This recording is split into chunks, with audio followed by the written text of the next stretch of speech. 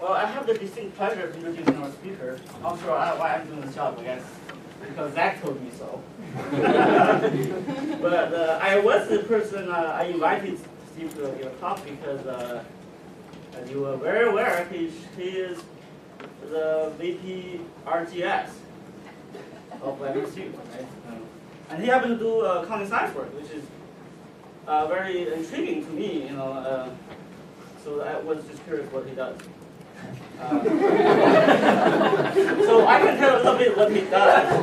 I read his CV, very impressive. This is to satisfy your curiosity. Right. Okay, Steve got his bachelor's degree in physics from Caltech, and then went on to Berkeley, earned a master's and a PhD degree in physics. Then he spent some time at Yale as assistant professor, then moved to Oregon, which seems that he went directly from assistant professor to full professor. Wasn't that case, but he has actually, in addition to his VPRGS title at MSU, which actually I found a little regret because that's how we announced this talk, that Steve Shu is the VPRGS, but he actually is a professor of physics at MSU. Speaking of that, I'm not sure if you know what VPRGS does, which actually I studied a little bit. Well, actually, it's in his CV, which is easy. But to summarize, it does everything you care about, like tenure promotion, all right, graduate school, regulatory affairs that include RD and animal use, commercialization of MSU intellectual property that has startup, you know, business stuff, MSU Foundation, of course. So I guess everybody will behave well today, right? Don't ask too many more questions. Is that right? No, I want people to ask whatever questions they want. Yeah, sure. I couldn't help that. Okay, so his main interest is in theoretical physics, quantum field theory. So I think that would be perhaps one of the first. Would somebody who knows quantum field theory give a talk in this room? Hopefully he won't talk about quantum field theory because I'm pretty sure nobody will have a clue. Physics building talk. I'm getting there. So yeah, you actually. But he has. Sorry, this is getting a little too long. But he has over 100 publications mostly in theoretical physics. Speaking of physics, as Francis pointed out, I don't even know this building used to be physics. And that street is called Physics Road. So you're actually in the right place right today because we are right in the intersection of physics. That street sign is right over there. For me, this is very satisfying because I do actually psychophysics, which is a branch of psychology, but not too much physics. So this is very welcome home. I actually have some idea of adding another thing over here, making it a little more cooler. I see some friends are laughing. I'm crazy. But if you're interested, we can talk about that later. But that third street, there's another street over there. What are you going to add? No, it's not. Okay, so he has. Oh, okay, so he's a professor of physics. He's also entrepreneur, interested in internet security technology. So he co-founded a company called SafeWeb, was sold to Symantec, which runs the antivirus software on computers. I guess for a lot of money. He also co-founded another company called Robot Genius. So he's also an entrepreneur. He has done a lot of things. Testified before Congress. He many lectures at different academic institutions and also businesses. So that's all. Maybe not most relevant to today's talk. I think today he's going to talk about his third interest, which is cognitive genomics and bioinformatics. He actually helped founded the BGI Cognitive Genomics Lab, which we probably talk about. It's a big, currently is a state key lab designated by the Chinese government, which is, I think that means there's a big operation, a lot of resources, a lot of money. Yeah. Thank you. Please welcome Sishu.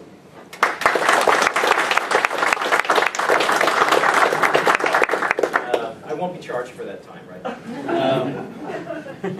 I think I may have given a talk in this building because I gave a colloquium in the physics department here in the early 90s. So I don't know about this particular room, but I think I've been in this building.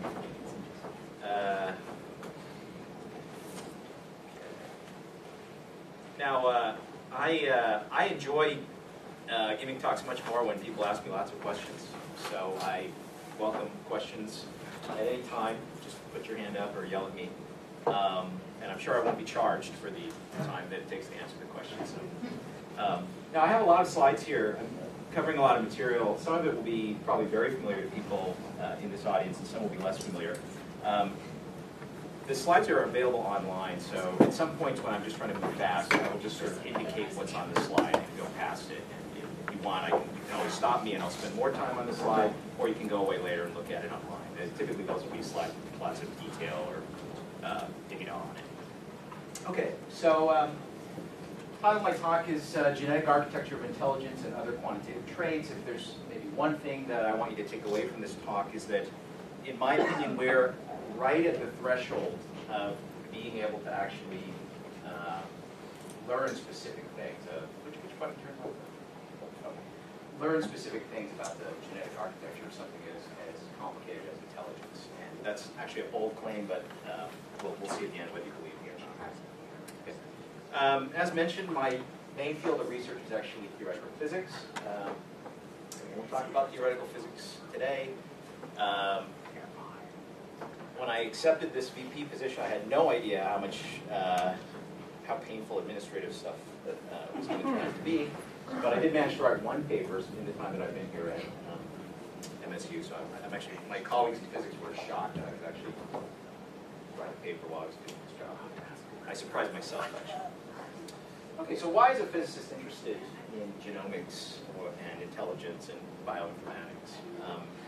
This slide, I think, does a reasonable job of explaining the interest. This is a log plot. It shows an exponential decrease in the cost of sequencing. This is, for comparison, Moore's law. All the revolution in computer science, in internet functionality, our ability to store data, that's all driven by this curve. And you can see that the decrease in cost of genotyping is decreasing even faster, really much faster at a super exponential rate. And if this curve continues, then we'll literally be drowning in genomic data. And the question is, what can we do to make use of that?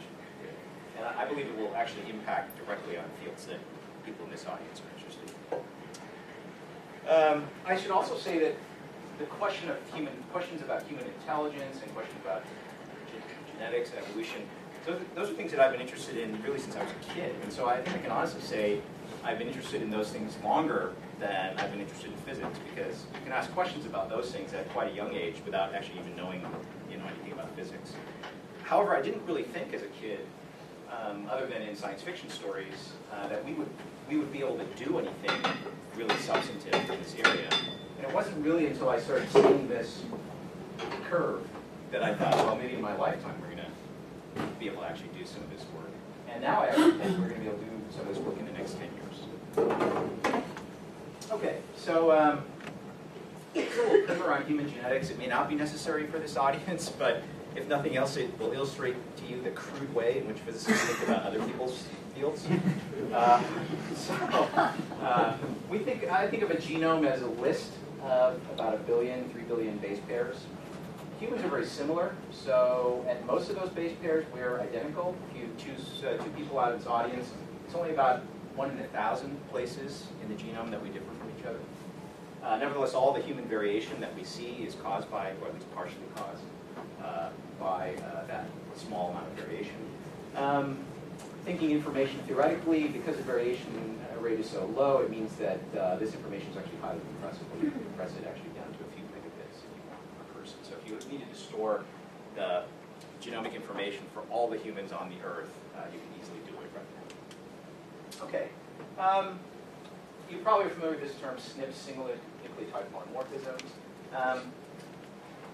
rather than look at all 3 billion loci in the genome, you could instead choose some particular subset of sites, let's say about 1 million, where there's actually common variation, where it's likely for two people to differ. So certain places are sites where there's tends to be a lot of variation between individuals. And so you can think of the SNPs as a subset of these loci and a particularly informative sample of the whole thing. And this is cheaper to read out. So to read out the SNPs for a person, it's about $100. To read out the whole genome, it's about 1,000. Now these numbers are not exact, so again, physicists like to usually think in terms of orders of magnitude. This cost is really more like $200 or $300, and this is really potentially a lot more than $1,000, depending on what level of coverage you want and sequencing what error rate you can tolerate. Now, throughout this talk, mostly I'll be talking about SNP data, although we actually are getting full whole genome data on some of our stuff right now. But I want to emphasize that a few years from now, these cost curves are going to cross. This is not really getting much cheaper, but this is getting cheaper at a very fast rate. So graduate students in the future will often come to your office and ask, well, what were these SNP things they talked about back in the old days? What exactly is that? So, because they'll have access to the whole genome. Okay, so here's a outline of what I'm going to talk about. Part one is probably very familiar to you, although it isn't without controversy, this subject of whether we can measure people's cognitive ability. I'm going to try to go through that relatively quickly. The main thing I just want to establish is this is at least a reasonable phenotype to look at. If you really don't like human intelligence as a phenotype, there are many people who really hate the idea that that could be a human phenotype. Just replace, every time I use the word cognitive ability or intelligence, just replace it with the word height. Because as I'll show you, in terms of the parameters, the things that I care about in this talk, they're basically the same. There are small quantitative differences, but there do not appear to be qualitative differences between intelligence and height. I'll talk about a GWAS that we're doing. This is a project with BGI, which is a big genomics lab in China. And at the end, I'll talk about something really specifically dealing with the genetic architecture of both height and intelligence. Okay, now this is obviously an interdisciplinary subject. You can see some very, very interesting topics of exploration here. You can see the names of the different fields, the names of the groups of people who study these topics. Everything I'm going to talk about today, well, primarily what I'm going to talk about today, is really a cheap statistical hack, which basically just tries to read out the genetic information of an individual, look at a particular phenotype, and look for statistical correlations between the two. So conceptually, it's really very simple, what I'm going to talk about. However, the output of that kind of study is extremely interesting to all the people who work in these other circles. So for example, if one finds a particular gene that is associated with height or associated with intelligence, immediately people are going to ask, what's the protein that codes for? Is that some interesting pathway in the brain? People are going to ask whether there are drugs that can be built around that functionality. People who study evolution are going to be asking about whether that gene has been under selection, et cetera, et cetera. So you can imagine that although what I'm doing is really, in some sense, conceptually very simple, it's a particular direction where clearly we're going to make a lot of progress, and that progress will have impact broadly throughout science. Okay, so what minimal properties do you want for a quantitative phenotype? Well, you'd like it to be stable and be something you can measure reliably. Okay, so if I measure your height today, it's a little bit of variation in height, maybe 1 or 2 centimeters throughout the day as you get tired. But generally your height doesn't vary very much, and unless there's some really horrible accident that you're in, a year from now your height will be pretty much the same as it was when I measured it today. So I'm going to argue that the measures we use for cognitive ability are also quite stable. I'll show you some data about that. We'd like the thing that we're measuring to have some quote validity. Maybe it has some predictive power for life outcomes, or measure something obviously real like the physical size of an object. And finally, you'd like it to be heritable. So if it's going to have some connection to genes, hopefully it's something which is actually influenced by genes. So what I'm going to argue first in just this first part, maybe I don't need to argue this in front of this audience, but that for cognitive ability, all of these conditions are actually satisfied. Okay, so how does a physicist think about G, or IQ, or general cognitive ability, general mental ability, whatever you want to call it? Well, here's how a reasonable person might approach this question. Well, we all believe that there's some sense in which people are better or worse in terms of cognitive ability. But a priori, you might think, well, there are many different types of cognitive abilities. You might first start by inventing some battery of cognitive tests. There are obviously things that you would put in here, like the ability to recall things, mastery of language, ability to think quantitatively, ability to think spatially. These, I think, would be all uncontroversial components of cognitive ability. You can also talk about slightly more controversial ones. You can talk about reaction time or something like image recognition. Historically, these actually play an interesting role in the history of G. But probably you'd get a lot of argument from people about whether these should be really included in the list. But certainly we can come up with some relatively controversial list of tests. And then, just thinking empirically, we could go out and just test a lot of people. And so we'd get a map from each individual to some n vector. That's just a list of these scores. But the interesting question is, how do you get from that n vector per individual to some kind of single number measure of cognitive ability? When you read in the popular press about IQ scores, they just seem to give one number. So how do you get from this n vector, which probably nobody really complains that measuring this n vector from an individual is not a bad thing to do? How do you get from that to this single number? And amazingly, I consider this actually a really important discovery of modern science, but apparently most people are unaware of the actual result. The result is that there's a tremendous amount of intercorrelation between those n different abilities that I mentioned on the last slide. And in fact, people don't uniformly fill out the space of possibilities of that n vector. They actually fill out a subspace, which is much smaller than the full volume. And that subspace looks kind of ellipsoidal. And so if you want to compress this information, what you do is you use factor analysis to find the largest principal component of this ellipsoid. Here, this is actual data from Project Talent, so that's 100,000 ninth graders that were tested, and they were given mathematical, verbal, and spatial tests. And you can see they fill out this sort of, this is a volume, but they actually fill out just this ellipsoid inside their PDQ. And if you wanted to compress this information, instead of giving the actual triplet of numbers for each kid, you could just project them onto this axis and give their location along this axis. And that's really what's done when people extract the G factor or the IQ score. This is actual SAT math, SAT verbal data.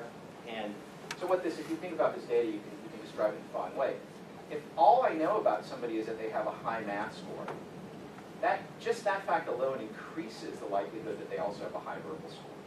Okay? And similarly with verbal and math.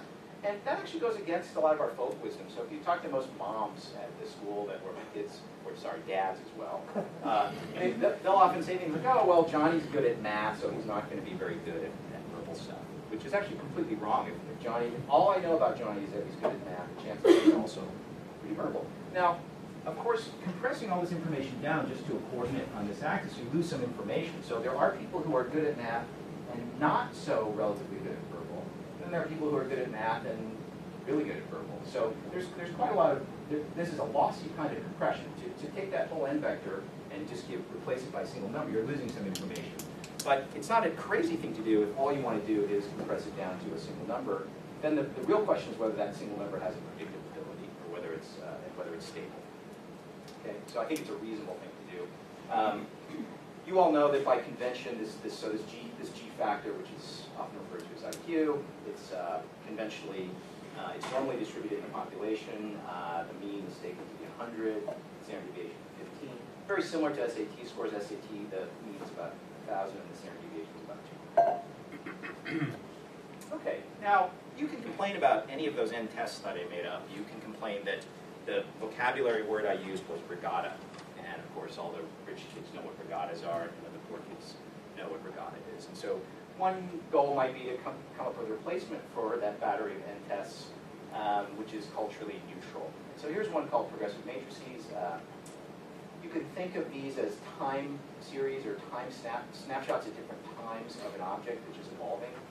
And you try to intuit some rule for how these objects are meant to evolve, and then you try to guess what's in this left square. There's some multiple choice answers. And really, this seems pretty culturally neutral to me. It's basically testing your pattern recognition or your algorithmic reasoning ability. The surprising thing maybe is that the scores on this test correlate about 0.9 with the G score, with your location on that major axis. Okay, so one could, as a shortcut, if one didn't want to administer all of these tests, one could estimate the G-score of somebody by just giving them this much simpler test. You can give this test to people who can't even read, and so that maybe that's a good way of estimating the G-score. Now, when something like this very primitive progressive matrix score correlates so highly with this mathematically very complex G-score, which is coordinated along a major axis or principal component, when you find that, it makes you start to think, well, maybe this G-score is some kind of window into the actual brain. It's actually measuring something kind of really deep about the brain. And here's some data getting back to this question of reaction time, which you might find interesting. So these are two populations of kids. The purple people are kids who scored really high in the SAT. This was all done in Boston, so these are actually probably Harvard MIT students.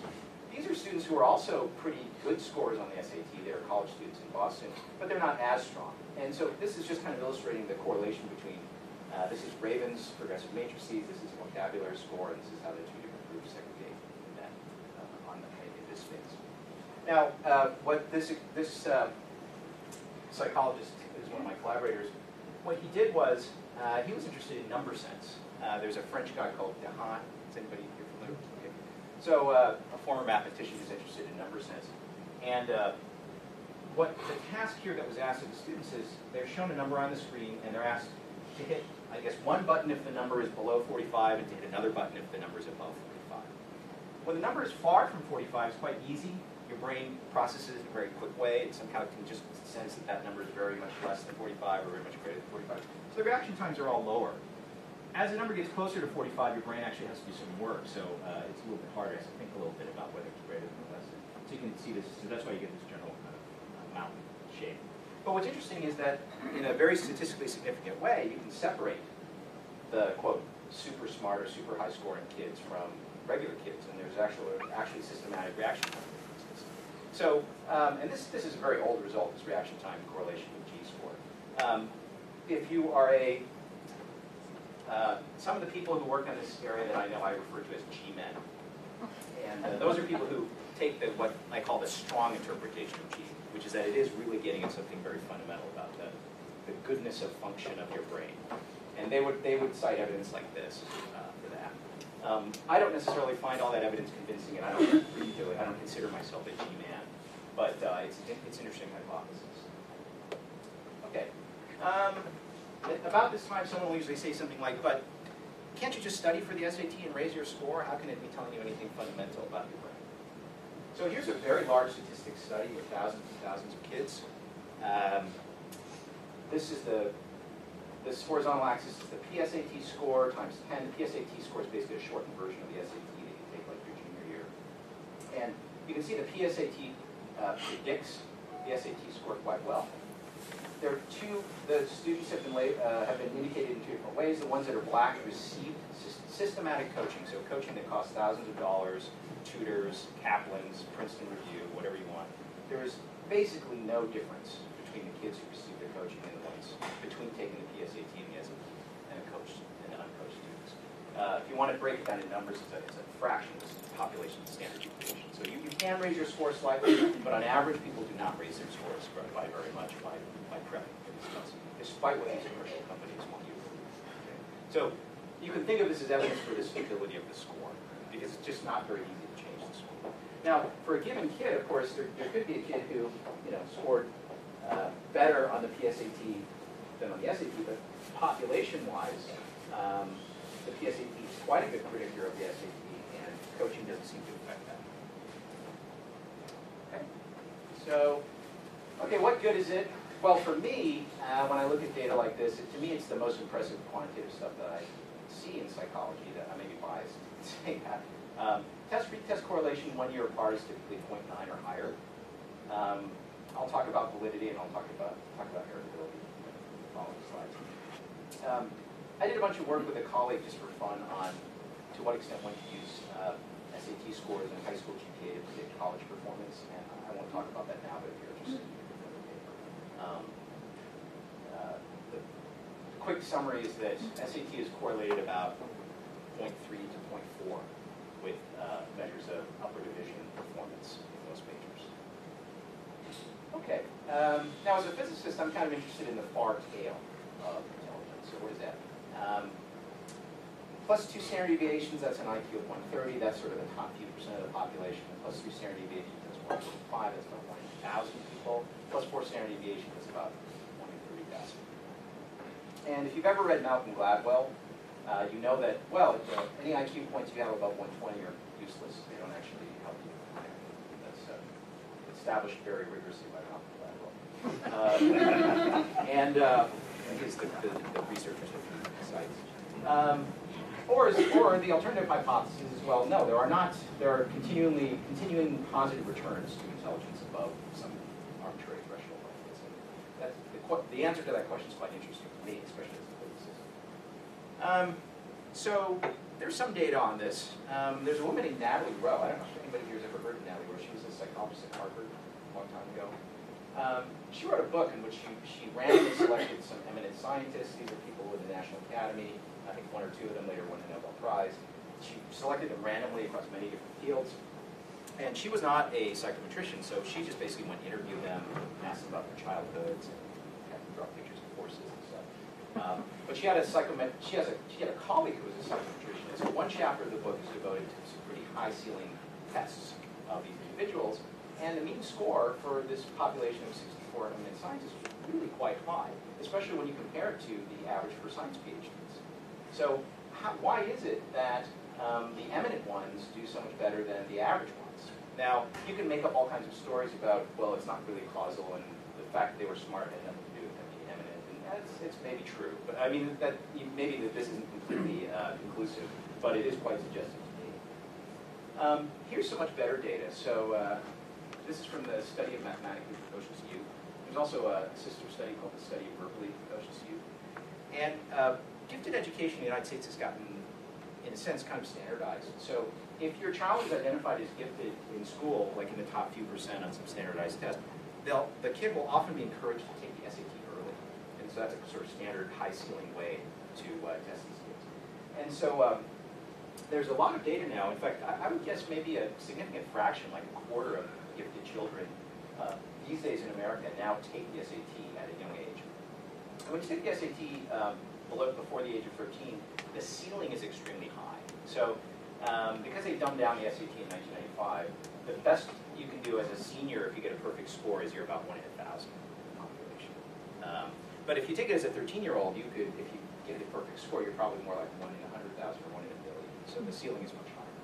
So they've assembled, these researchers, Lubinsky and Benbow and others, Julian Stanley, I think is another one, they've assembled quite large cohorts of very intellectually gifted kids. And since they start with a population of kids that are sort of in the top few percent of the population, but they have the top group, which are really high up there, like 1 in 10,000, they can actually look at differential performance over their lifetimes of these kids.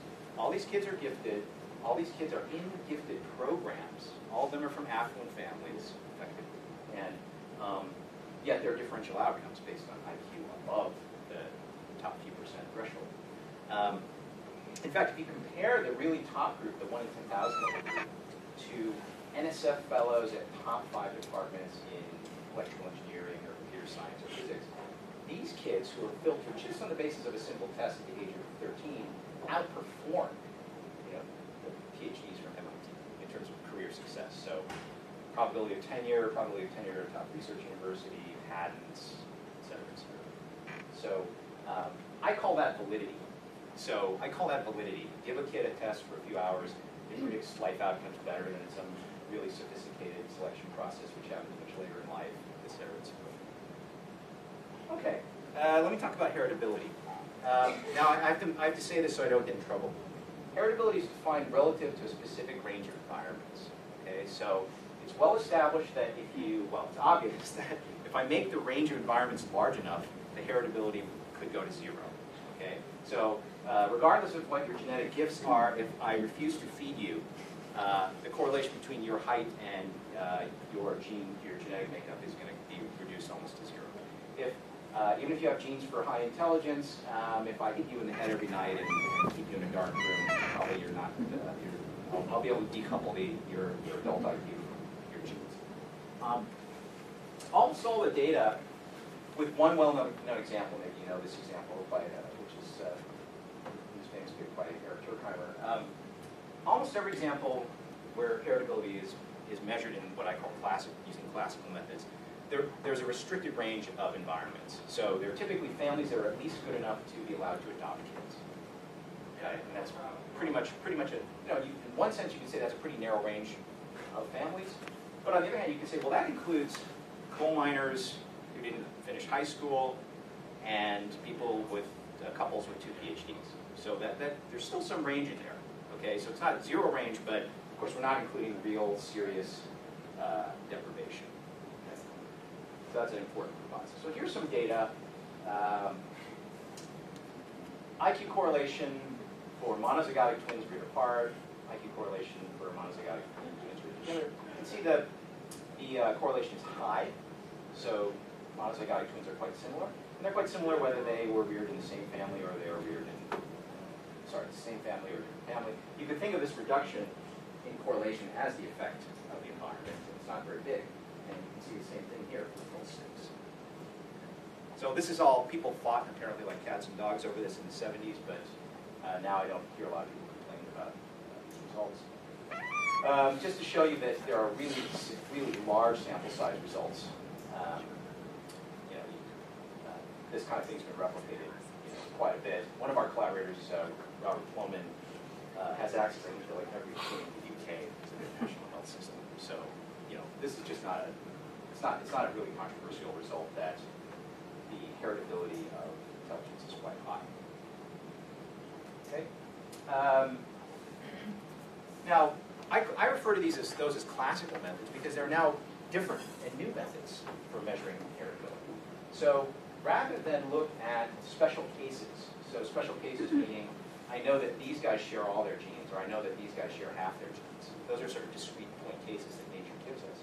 Rather than doing that, I can just pick random people from the population who are seemingly unrelated, although secretly if you go far enough back, we're all related. But they're seemingly, not knowingly related people. I can measure the IQ difference between a pair of such people, and I can measure the genetic distance or difference between those two people, and I can regress one against the other. It's effectively, if you think about it, what we're doing over here. But we have to do it here with special cases that nature gives access to. Nowadays, I don't have to do that. I can just grab a few thousand unrelated people, and I can try to measure for any trait, any phenotype that I can measure on that population, I can try to deduce the heritability. And it's an interesting question whether the result deduced this way is consistent with the classical result, and the answer is that it is completely consistent. Now, this is a cartoon. This is not real data, but this is just to emphasize what I'm saying. So here's the level of genetic relatedness. Maximum value is 1 for monozygotic twins. Here's the correlation between IQ scores. And typically for adult twins, you might get a value as high as 8 or something. Full sieve, you get something which is kind of half of that. This might be a cousin, or I don't know what it was when I was here. But what are these little blue dots? What are these little blue dots? These are people who are not knowingly related, but they are either more or less genetically similar to each other, pairs of people. And we can measure whether, to what extent, having a pair that are more similar genetically makes them also more similar on the phenotype, in this case intelligence. And if you fit this data, you get results from this method which are consistent with that method. Okay, so in the early days there were all these people complaining about, well, it's all because the in utero environment was the same. That's why the twins are alike, because they share the same uterus. Well, these people did not share the same uterus. So, okay, but this is a modern method. Now, if you're mathematically inclined and you actually know some population genetics, and you see a linear thing like this, it immediately makes you think about what actually is going on with the underlying genes that would allow such a simple relationship. Like, as I vary the fraction of genes you have in common with another person, the similarity sort of just increases linearly. Not non-linearly, not like a cube, not like a quartic, but linearly. So what underlying model of genetics would actually be consistent with that? Well, it turns out that this kind of genetics was once derisively referred to as beanbag genetics, but it actually seems to fit all the data. So you could actually model all this data by just saying that of all the 3 billion loci in the genome, there's some subset which affect the phenotype. And each particular locus, let me call those the associated alleles or the causal alleles. For each of those causal alleles, I associate an effect size, which can either be positive or negative. Okay? And basically, to characterize someone's, quote, the genetic component of their IQ or their height, I just have to list all of the values. So plus 0.1 standard deviation, plus 0.01 standard deviation. So these are all different loci, and they either have one variant or the other at that locus. And I just sum that up in a linear way in order to get a prediction of the phenotype. And of course, if you randomly sample from distributions like this, you'll get a normal distribution. So it fits everything that we know about that. It's remarkably simple. Okay. Now, why are phenotype differences linear functions of genotype if, in fact, when you go in the lab, you can actually find gene-gene interactions, you can find all kinds of nonlinearities. For example, you can find examples where the effect of little c is not twice the effect of having just one copy of the variant. So there are all kinds of complex interactions that are known. That often is referred to as epistasis. But why would it be that when you collectively try to estimate the total phenotype of an individual, you get this simple linear relationship?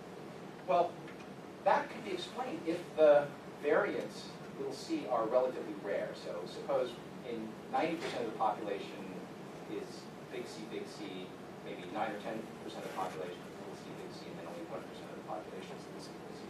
If this variant little c is rare, then even if there's a nonlinear relationship between the effect of little c and this other outcome, that will be suppressed in the effect of the data that we see.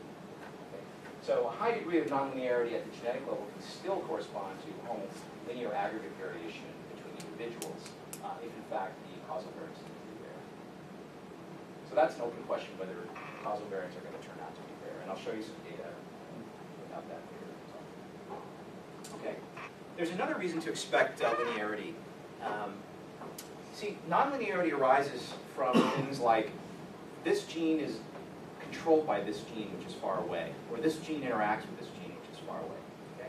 But that's a very bad unit of selection. That's a very bad unit of design for nature to select on, because when I mate, my DNA gets scrambled up.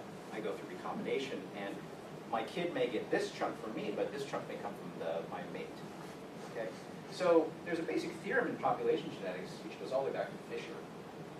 And what it says is the rate of response to selection is actually controlled by the additive variance of the population. This is the additive part. Because I would much rather have a unit of selection or a unit of design where the effect of version A or version B here just is plus or minus independent of everything else that happens out here, because all this stuff is going to get mixed. Okay? So in fact, in the limit where, so for sexually reproducing species, if the recombination timescale, that's one generation, so 20 years or something, is smaller than the evolutionary timescale, which could be thousands or millions of years, as long as you're in this limit, this is Fisher's theorem. Okay? And what it says is evolution has mainly been acting on beanbags. It's been mainly acting on these pluses and minuses. It cannot really do very much with things which are horribly nonlinear and coupled. Okay, so that's a theoretical reason why you might expect to see this linearity. So if I were to write this out mathematically, I'd say, well, general model for quantitative phenotype is, well, phenotype is given by some genetic information dotted in, combined with some effect sizes. But of course, if I have nonlinear terms, there could be a sort of tensor which links, with which the genomic information appears twice or 3 times. Okay. But terms like this will lead to deviations from that straight line that I showed you in the cartoon. And so, to some approximation, we think that we can get away with just that. And so, my prediction is that, look at this as a mathematical problem or a statistical problem. I predict that for many quantitative phenotypes like height and IQ, we'll extract most of these effect sizes within about the next 10 years. It's just a matter of accumulating enough data. And once you do that, you'll have a predictor, so you'll be able to, if you read off the genetic, these X's are then known. If you read off the G for a given individual, then you have a prediction of the phenotype. Okay, let me talk about GWAS that I'm involved in. So everybody here knows what a GWAS is, right? Genome-wide association study. This is a nice review article from diploma. It's already a little bit out of date, but basically there's been very little success so far in finding genes which are linked to intelligence. At the genome-wide level of significance, so far there are no hits. Okay. Contrast that with height. For height, there are currently, actually this is also a little bit old now, but there are about 750 genes found so far correlated to height at the genome-wide significance level. And these generally replicate. So if you find one of these genes, or loci, or SNPs actually is the right way to say it. If one of these SNPs is associated with height in, say, the European population, you do it on another population, you do it on a population of Asians, you find it's also associated. So these are pretty robust. And that captures maybe about 20% of the total genetic variance. So there's still some missing heritability, but we have a long way to go. And so what's interesting is, well, what's it going to take to find the first genome-wide significant IQ hit? Here's a graph which shows the history of GWAS for a number of different traits. Height is these red dots. Discovery sample size here is a log plot, so it's varying from 2,000 to 20,000 to 200,000. And now in the can they have, probably approaching 500,000 people with heights in SNP genotypes. But the history is interesting. So for a long time, nobody could find any genome-wide significant hits for height. Wow, missing heritability. How can it be? We know height is highly heritable from classical twin studies. How can it be we can't find a single hit? There must be something deeply wrong with our understanding of genetics, et cetera, et cetera, et cetera. Okay. But then, of course, once you hit a certain sample size, you start discovering, you start getting hits like crazy. Okay. And I predict it's rather obvious. We're going to follow the same pattern with IQ. But where are we with IQ right now? We're like here. Okay. So here's a paper from just a couple weeks ago. This study had about 18,000 individuals in it. Amazingly, the way the privacy rules work for IRB, you cannot pool this data and analyze it the way you should analyze it. You have to only, what you can do is compute some summary statistics from a chunk. The biggest chunk in here is maybe 5,000 people or 7,000 people. So you can compute summary statistics from a chunk, and then you can combine that with summary statistics from other chunks. But amazingly, no one's allowed to actually pool their data. Okay. Well, what do they find? Well, they find a number which is consistent. Heritability of childhood IQ is a bit lower because when people are young, typically the parents control their environment, but as they get older, they control their environment. So when you're young, even the classical studies tend to give a lower value for the heritability. And here you get the value which is consistent with those classical methods. There's one interesting candidate for a hit. It's not significant at the genome-wide level. For the genome-wide level, what you really want is P less than 0.05, but then there are a million SNPs you're looking at, right? So what you really want is 5 times 10 to the minus 8 significance for it to be genome-wide significant. This is not genome-wide significant. However, this one has been found as a prime candidate, both in this study and then an earlier one also with old. So this one, if you had to bet money, this maybe is going to turn out to be a hit once we get enough sample size. Okay, but it just shows you where we're headed. Okay. So what are we up to? I'm working with this big lab in China. It has significant resources due to the strange situation in China, which is sort of this crony state capitalism situation where some people can lay their hands on just gigantic chunks of money and resources. They have hundreds of Illumina ICs, so they have just this incredible platform for doing sequencing. In the old days, so this used to be called Beijing Genomics Institute. It used to be a government institute, but now it's private. When they were a government institute, they were a small player in the Human Genome Project. They did about 1% of the reads in the Human Genome Project. But since then, they've done a lot of interesting stuff. They did a lot of the early hominid sequences, like the Denisovans and Neanderthals. The most interesting thing I think they've done is Tibetan altitude adaptation. So if you look at Tibetans, they are very similar genetically to Han Chinese, but all Tibetans have a certain set of mutations which adapt them to life at high altitude. Only about 5% of certain Han Chinese in the surrounding area, lowland areas, have that mutation. And if you look in the genetics, it looks like basically over 5 or 10,000 years, these Han Chinese, this is in the distant past, started migrating up the mountain, and the ones that had the mutation out-reproduced the ones that didn't have it. For example, miscarriage rates for people who don't have a mutation are much, much higher at high altitudes. So This is an example, this as well as lactose tolerance, are two examples of human evolution, very well established at the genetic evolution, at the genetic level, and took place over the last 5,000 or 10,000 years. So, real quantitative evidence of human evolution and happening on timescales which are almost within recorded memory. I mean, 5,000 or 10,000 years. So, to me, that's intellectually some of the most interesting stuff. Okay, this is one of their buildings in Shenzhen. These are crates of aluminum machines. This guy's named James Lee. Some of you might know who he is. This is a list of top 10 institutions in Nature Publishing Index for China. And you can see, although BGI is a single lab, it's not a university. It's up here, just beat out Beijing University and all these other schools. So it's pretty impressive. Nevertheless, despite this kind of success, it's in a very gritty area. It's right across the border from Hong Kong. These are cranes. This is a big container port. If you walk out in the street, you can see chickens. And, it's not. It's pretty gritty. Okay. These are row upon row of cubicles full of bioinformaticians. These are row upon row of $500,000 aluminum machines. Okay, so the Archie-WAS is a little bit different from one where you just grab people out of the ordinary population.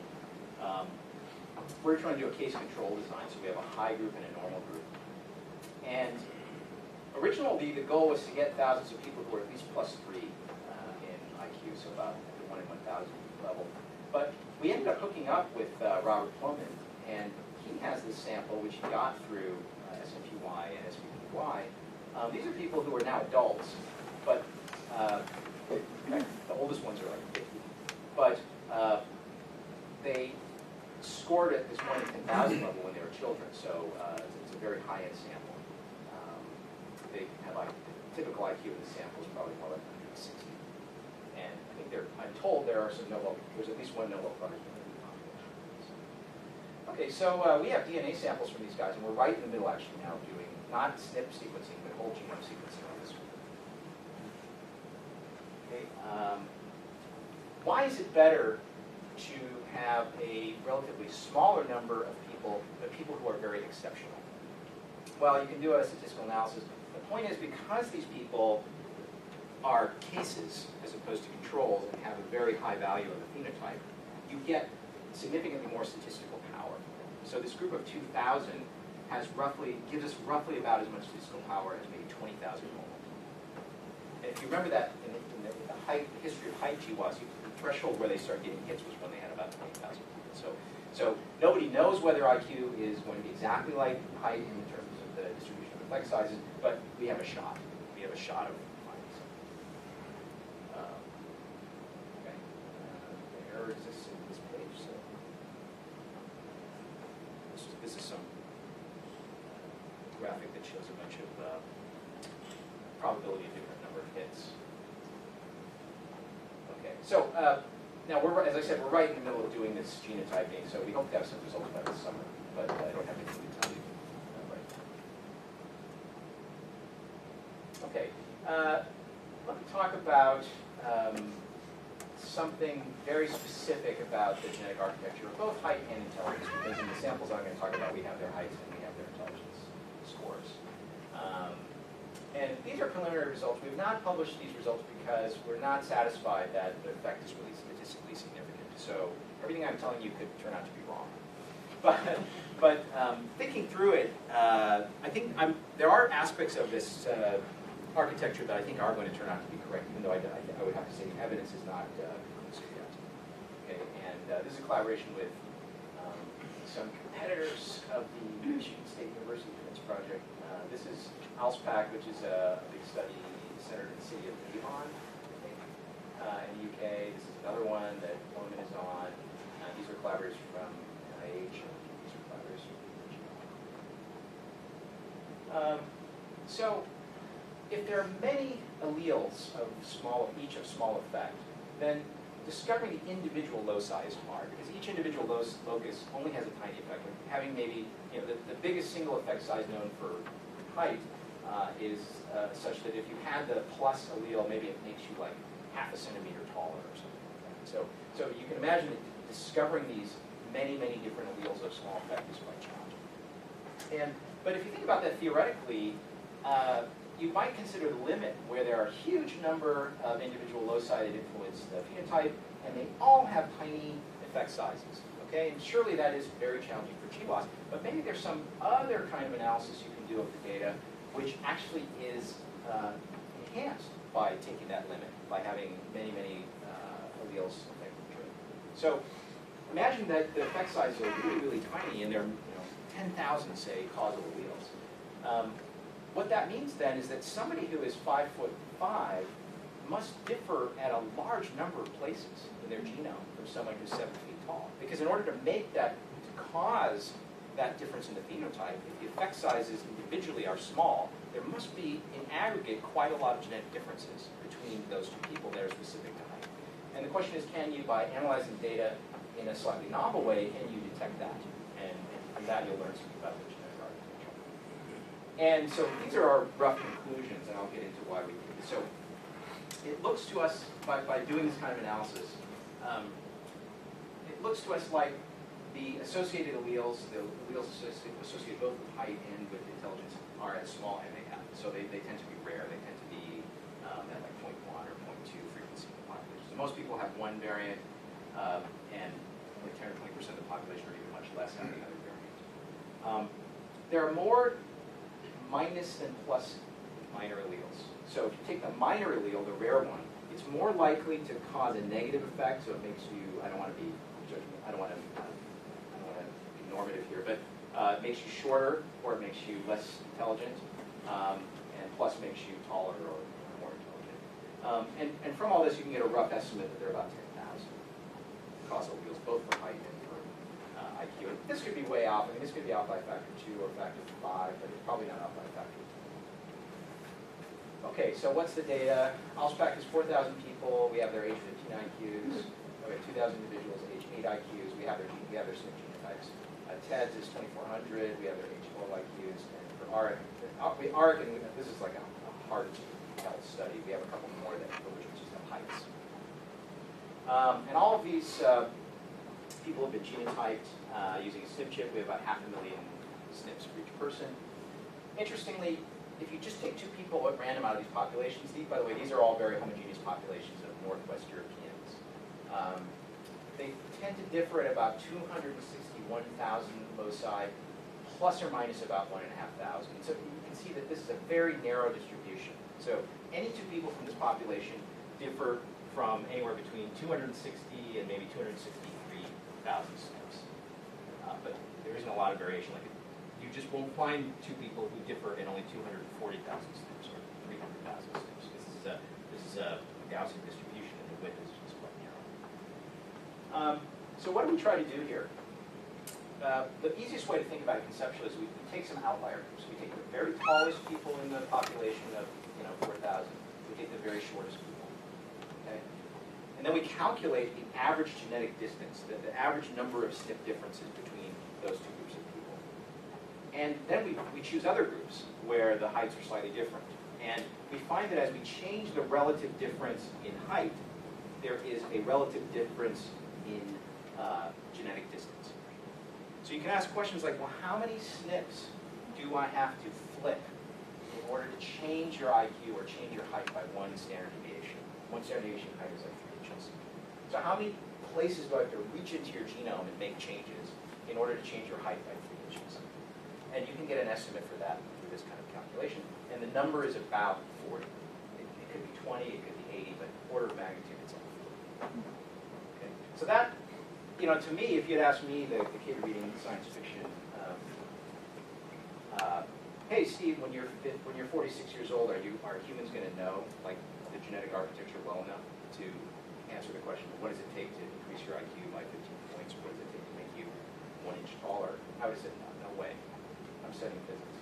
But I'm telling you that for sure we're going to know the answer to this question in the next 5 years. No question about it. Okay, so here's a geometric picture. These are exceptional people. Maybe they're very tall. These are maybe some normal people.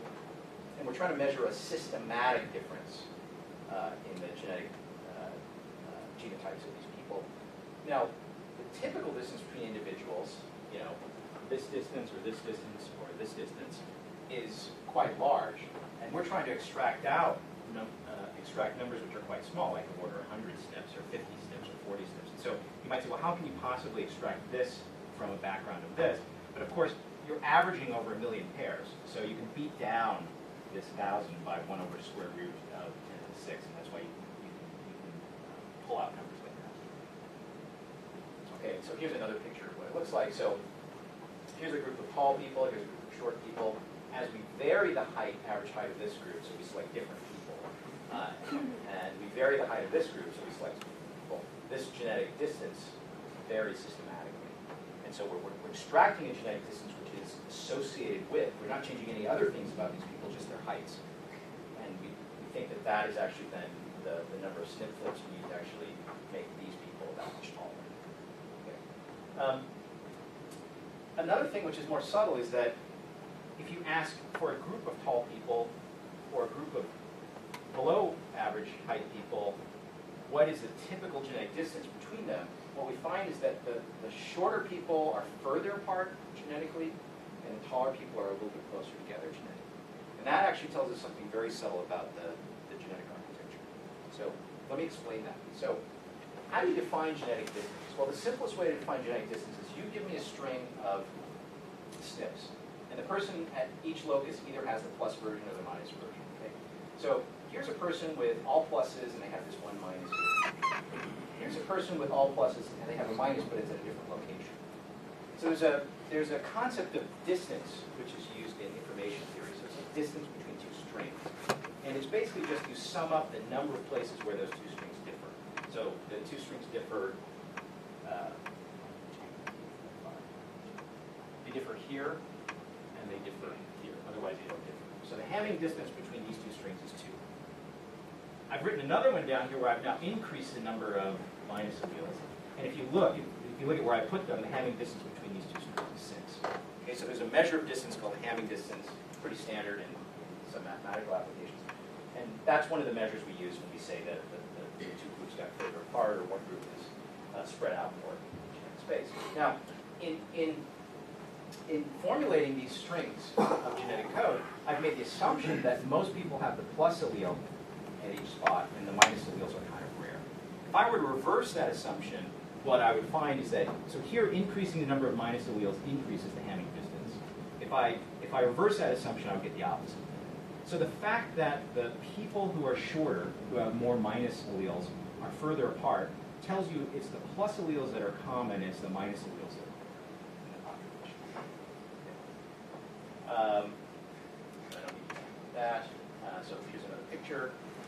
Same thing with IQ. We find the high IQ people tend to be closer together, the low IQ further apart. And that's the way to think about it is these guys have fewer of the deleterious variants. These guys have more of the deleterious variants. But the deleterious variants are rare when you spread them out over the whole genome. And so they tend to make this person more different from this person than happens in that. Okay, so that's what this says. So number of rare alleles that have minus effect is greater than number of rare alleles that have plus effect. And in fact, it's plausible that this inequality is strong, so that the number of these is much, much greater than this. And I'll explain why that we might think that for theoretical reason. If you accept all that, then you get a very simple toy model. In physics, we often talk about a spherical cow model. So this is a kind of toy model for what's going on with these quantitative variants. So you have some number of causal variants. All the minor alleles have minus effect. So n plus is 0, n minus is n, capital N. Typical frequency, maybe, we'll just take it arbitrarily to be 0.1 for the minor allele. And then from this, you can extract the distribution, a binomial distribution, and the standard deviation is about 0.1 times n all to the 1/2. So if you back this out, what you find is that this implies that you need n, the total number of causal loci, to be about 10,000. And for that, you would get 1 estimate change in intelligence per 30 or so extra experience. So in this toy model, all the parameters get fixed. If you want to make these assumptions, then you can just fix all the parameters. And basically what it means is you have 1 million SNPs, 10,000 of them are affecting IQ. Each person at each of those loci has about a 10% chance of having a minus. And that produces 30 extra minuses per change in 1SD change. Okay. Why is this? Now, after we were beating this data and beating ourselves up for a long time, we actually thought about it and we realized, well, this kind of has to be true just from what we know about evolution. So there's a kind of theoretical or evolutionary argument for why the toy model that I just gave you should be roughly accurate. So it is true that we are both significantly smarter and also significantly taller than our early primate ancestors. So if you go back a few million years and you look at the fossilized, our ancestors, they tended not to be that big, and they also tended, I believe, not to be that smart. Okay, so unless you are a creationist, you then have to accept that averaged over millions of years, there has been positive selection pressure on both height and on intelligence. Okay? So let's suppose this is a picture of this is called the MAF distribution, or the minor allele distribution for causal variance for, say, height or intelligence of our ancestor. Okay, so this is we grab some fossilized ancestor, we genotype them, and we located all the positions of the causal variance that affect height, and we plotted them. Okay? Now, at any given moment in time, there are going to be some de novo mutations in the population, and some of them will be positive; they'll increase height or intelligence, and some of them will be negative. If you have this mutation, it sort of lowers your intelligence or decreases your height. If the direction of selection pressure is toward greater height or greater intelligence, then what happens is that primates or creatures with the minus allele are less reproductively successful, so these get pushed in this direction. The ones that are favorable get pushed in this direction. Okay, so that just has to be true. So there are some de novo mutations. Some are minus, some are plus. The plus ones get pushed this way, and the minus ones get pushed this way. It's very hard to disagree with those assumptions. So now run this forward for about 1 million years. There must be some plus mutations which make it all the way here and become almost fixed in the population. They become almost fixed in the population. And that is why the average Homo sapiens sapiens is much smarter than the little guy that we descend from. Okay? It must be because some positive mutations came all the way here and eventually accumulated on this side. They became common in the population as opposed to uncommon. So what does this say? The minor allele partner of this guy is now rare, so it's over there. Okay?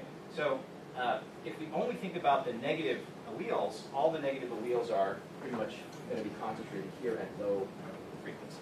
And that's basically the toy model. The toy model is there are some low MAF, low frequency in the population alleles, and they tend to be minus. And that's basically just what this picture says. Okay? So there's some reason to believe this is true. Here's what the data says about it. So this is density of SNPs on the chip. SNPs, remember, are selected to reflect kind of common variants in the population. So the particular SNPs that are detected by the chip tend to be things which are relatively common in the population. So they tend to have MAF, 0.5 down to maybe 0.1, and then after a while, these are considered super rare variants, and they don't put very many super rare variants on the chip. Okay. So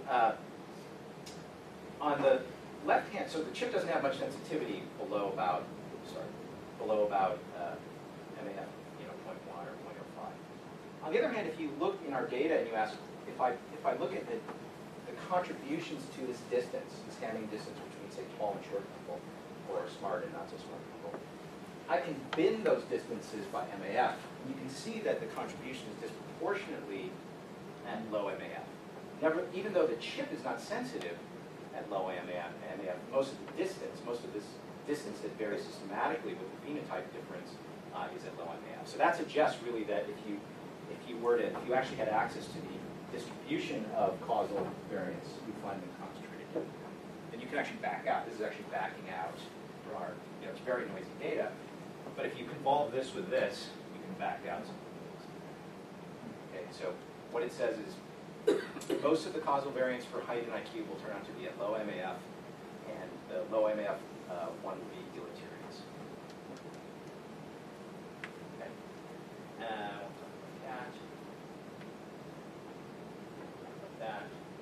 Okay. So what does it mean to be a genius or a giant? How do you get someone who's a genius? If you look at our toy model says, well, there are about 10,000 causal variants, and maybe this is just an arbitrary choice, but let's suppose the average MAF is 0.1. It could actually be lower than that, but suppose it's 0.1. Then the average person has about 1,000 minuses among these 10,000 causal variants. Someone who has somewhat fewer minuses, let's say you had only 900 minuses, then you would be about +3 standard deviations. If you had slightly more than 1,000 of these minuses, say 1,100 minuses out of 10,000, you would be 3 standard deviations below average. You would probably have a really tough time in school. Okay?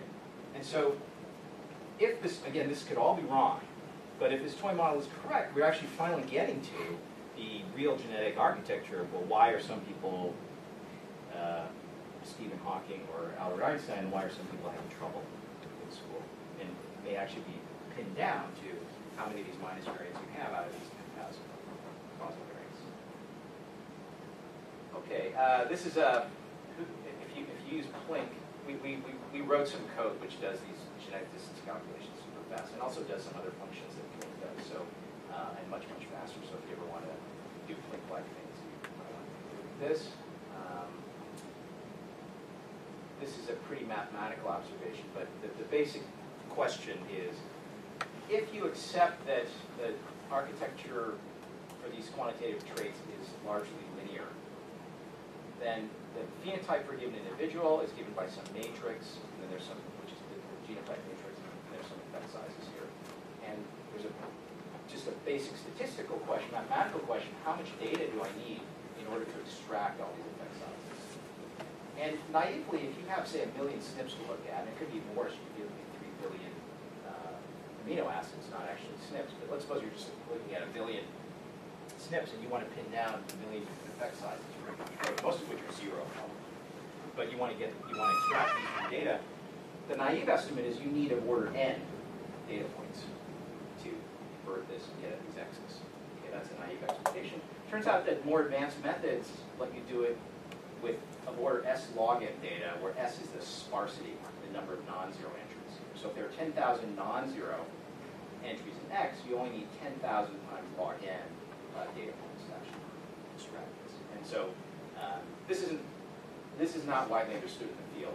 These are very new mathematical techniques. They make me this result makes me very optimistic that once we get some nice big juicy data sets that we can combine all together and analyze the right way, we can actually extract some things. Okay, this is my last slide. So, what do I predict for the future? I think that we'll have 1 million whole genomes in the can sometime in the next 5 years. What's that going to cost? Well, it's $1,000 per whole genome, and this is 1 million, then that's about $1 billion, and that's what we spend on the genome project. So it's not crazy. If we spend as much on these types of experiments in the next 5 years that we spend on the Human Genome Project, we should get 1 million.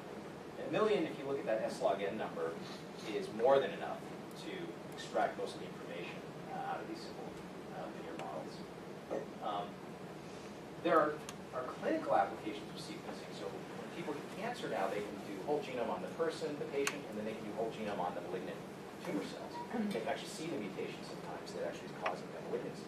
So it's possible this might become standard, because the cost of this is a few $1,000 or $10,000. That's not that different from what it costs to be treated as a cancer patient. So this might become quite common, and then this number will be a very amusing underestimate of the amount of data that we're going to have. So the main challenge actually is to get the phenotype data.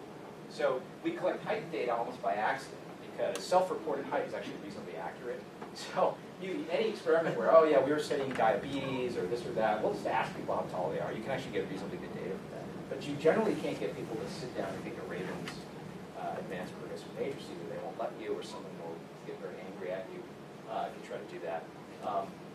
But we do have test scores for an awful lot of people. So the main challenge to this, for me, for this kind of research, is actually to get sufficient phenotype data. I don't think this is actually going to be a problem as far as this is going to be a problem. But I think if we do get this data, we should be able to build pretty good predictive models. We should be able to capture about 0.6 of the total variance of that chunk of heritability. So that's it. Thanks.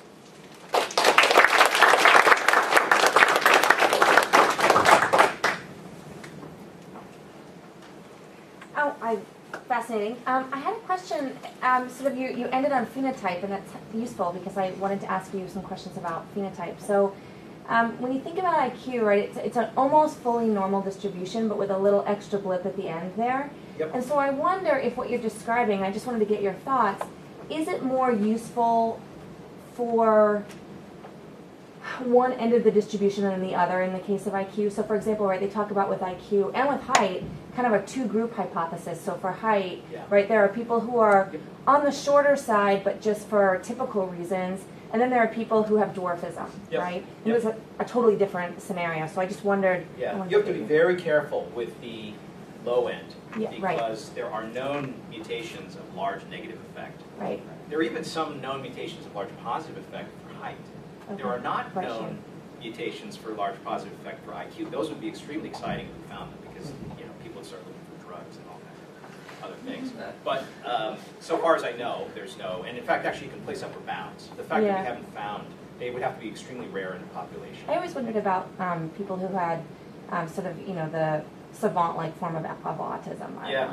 Well, that's a different, well, that's all going to, eventually we're going to have, there's actually, BGI is doing whole genome on 10,000 autistics right now. So we're going to have all kinds of interesting stuff.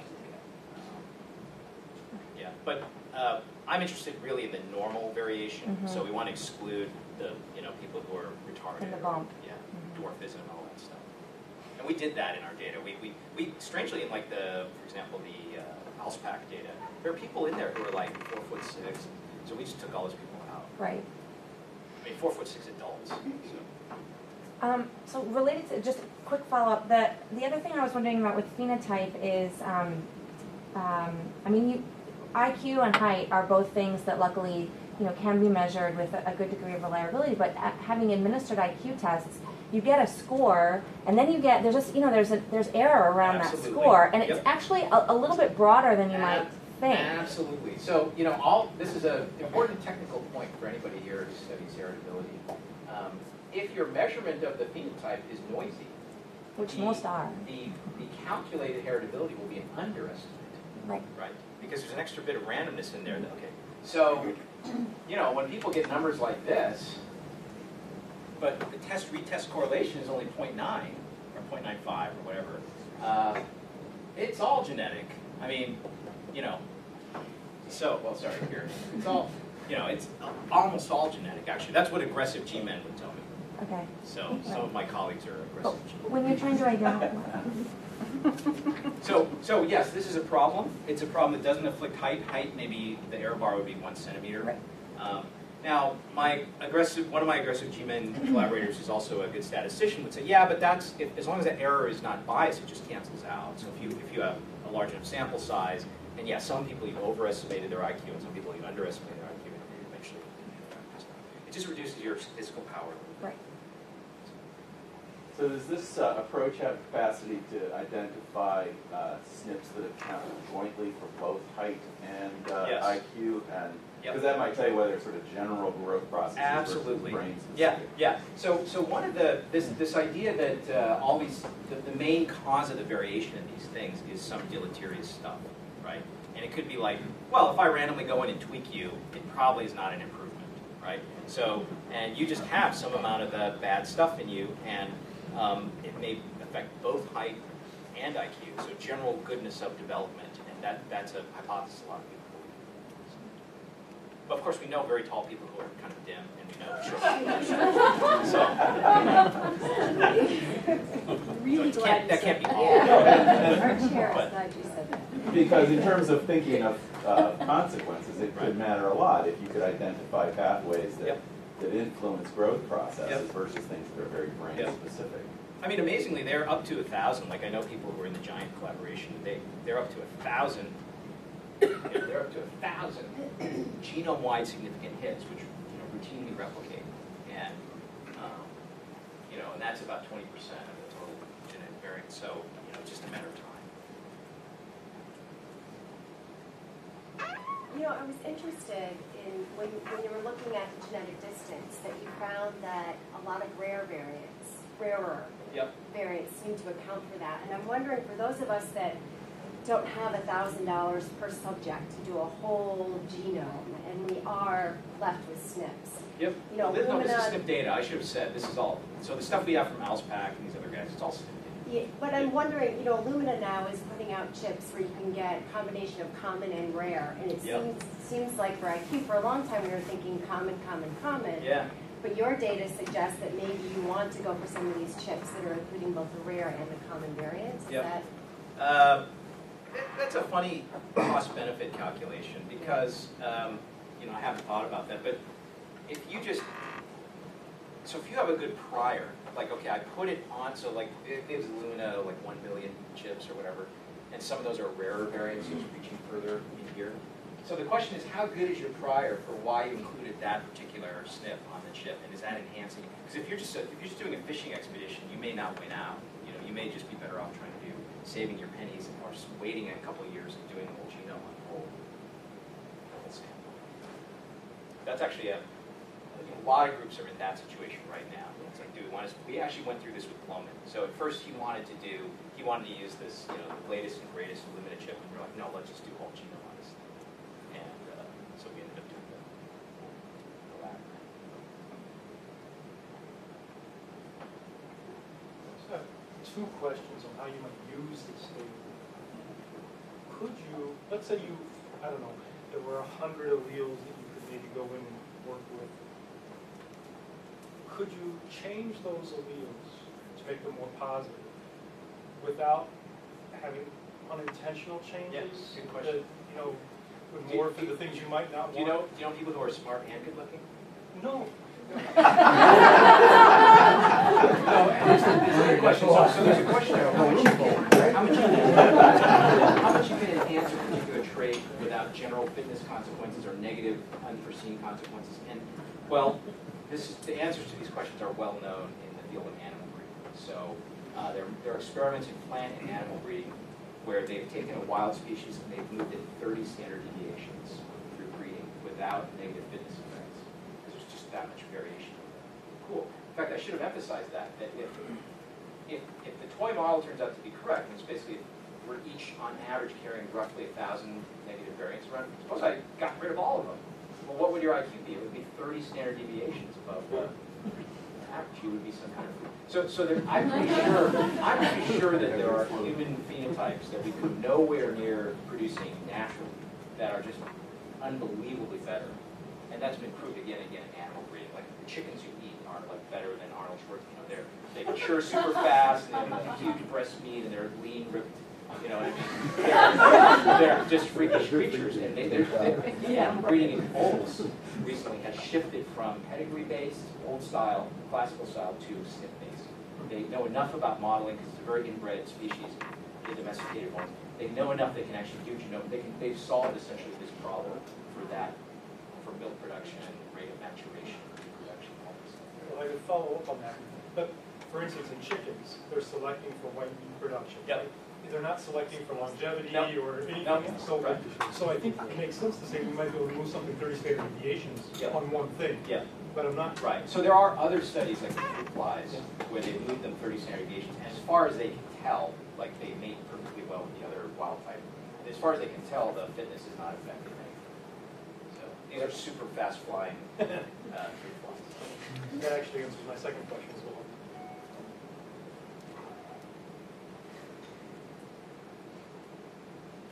More questions?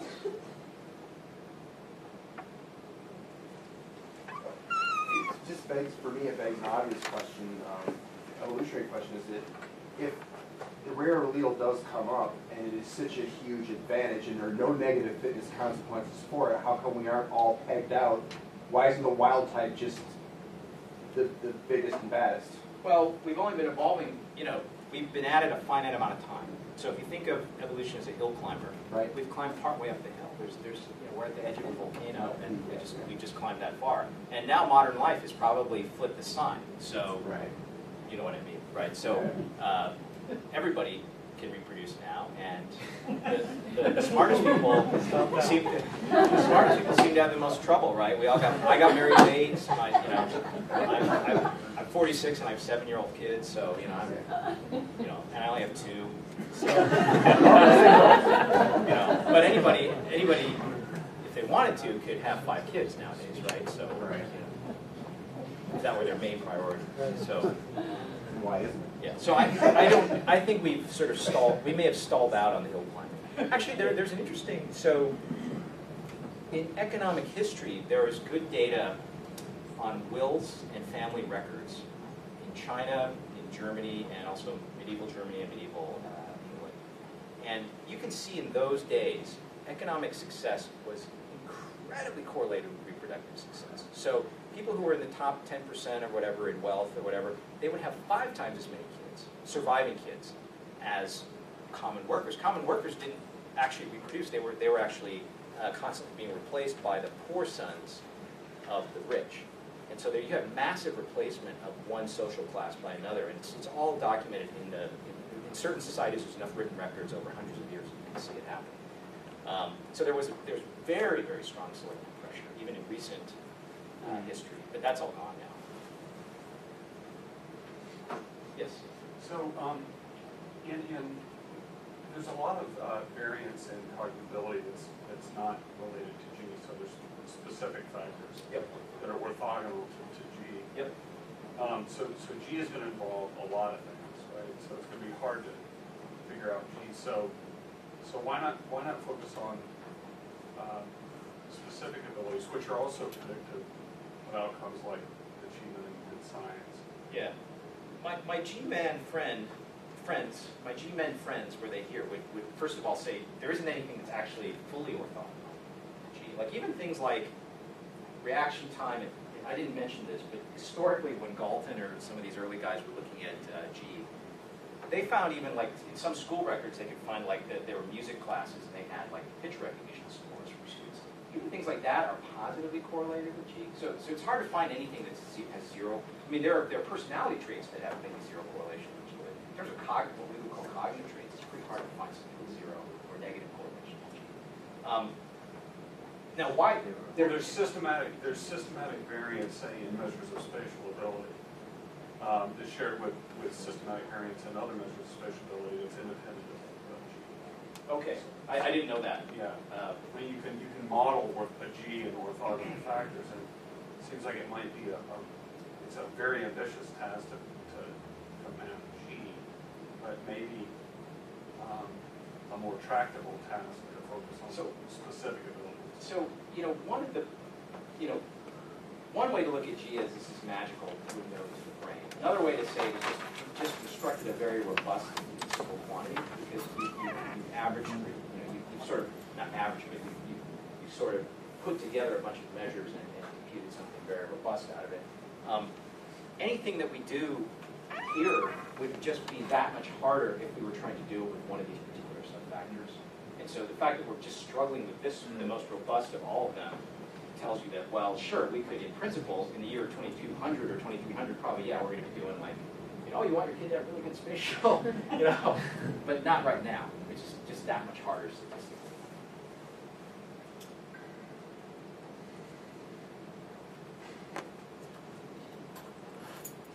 Oh, sorry. First of all, I'm very impressed. I guess fulfill my curiosity that you actually speak like us.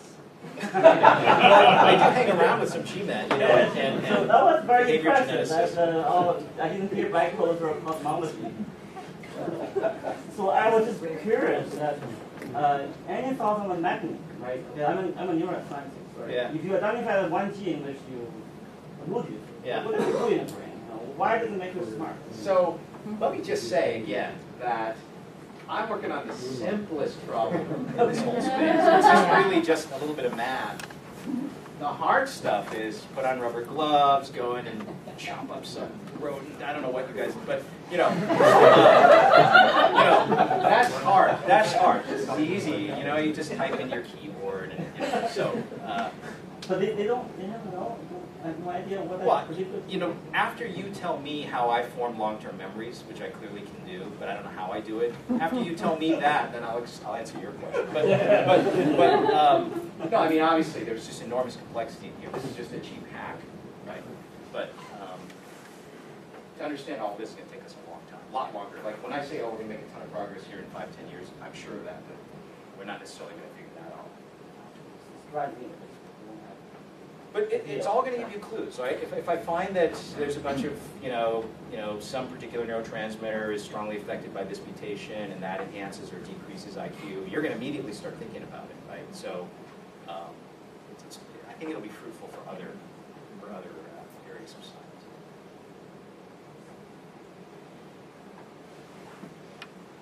This may be non-popular sort of question, but given that we're talking about genes and how much being coached versus not coached really doesn't matter, and we're talking about in the future we'd be tweaking the genes, we'd be looking for drugs, right? So I guess just the broad question is, what's your view on education and why I do tests for kids to make sure that they get appropriate accommodations in their classes, because until we get to mess with their genes, we can't hope for much change.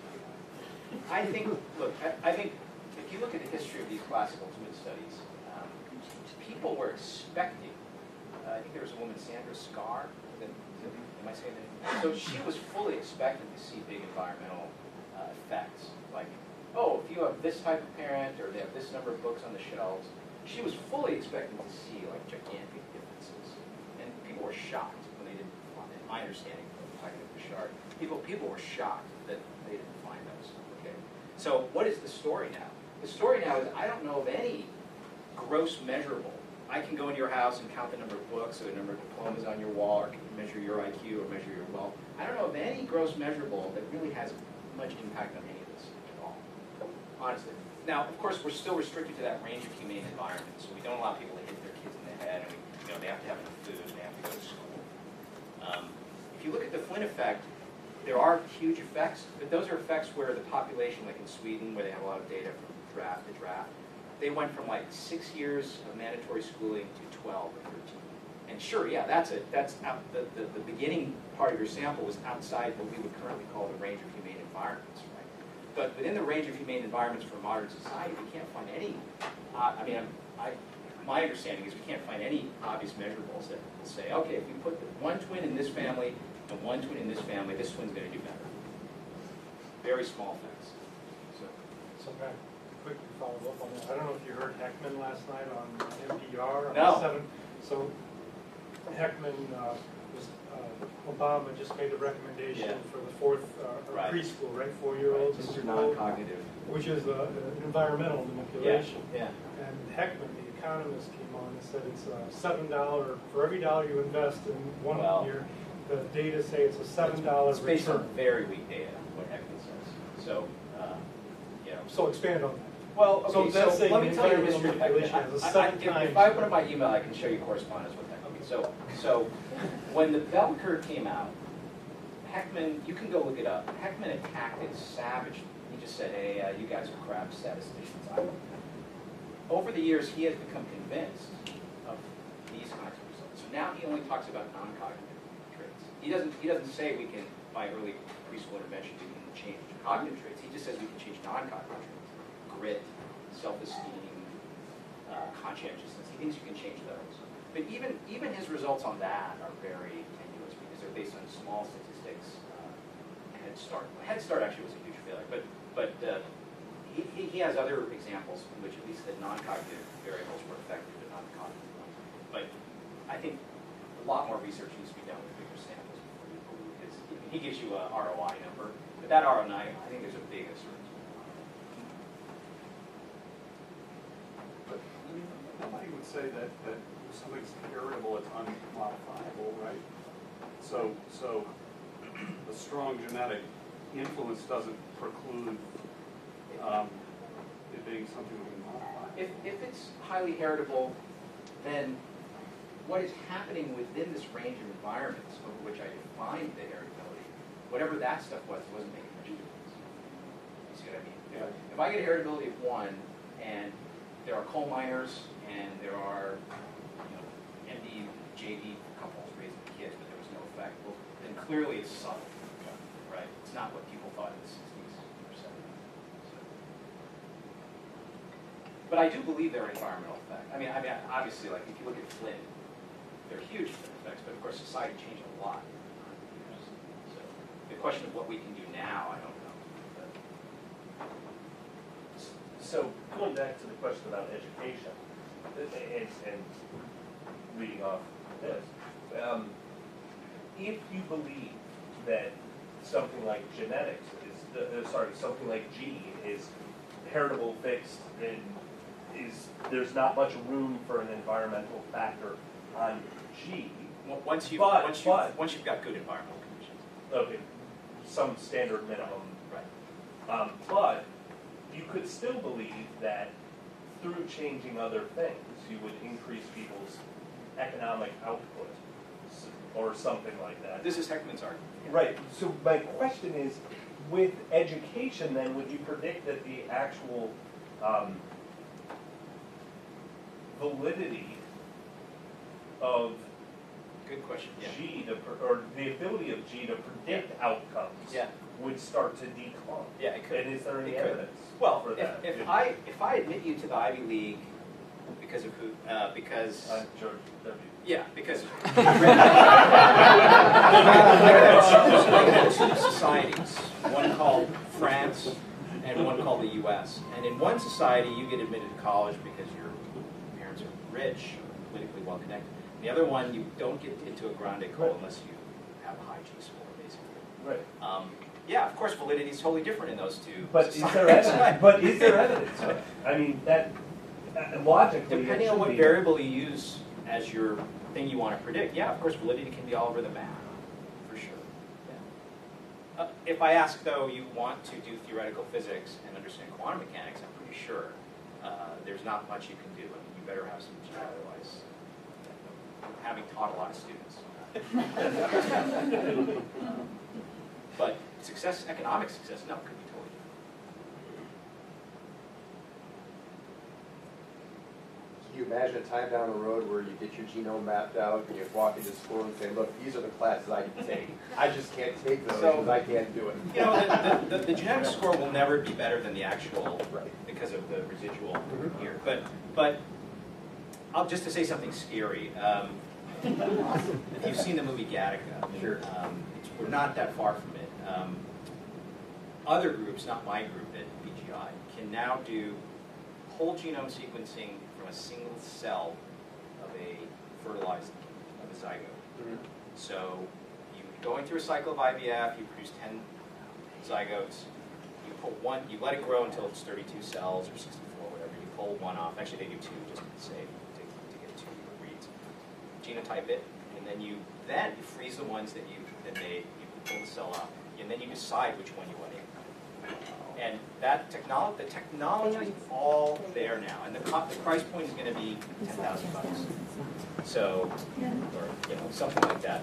And maybe there are hopes that the selective forces will come back into effect now that they've been relaxed. But the last step, it turns out, is not. I thought it was going to be the other way around. I thought that the hard, science of like pulling a cell off and all that was going to be really hard. That's all done now. This is the last step.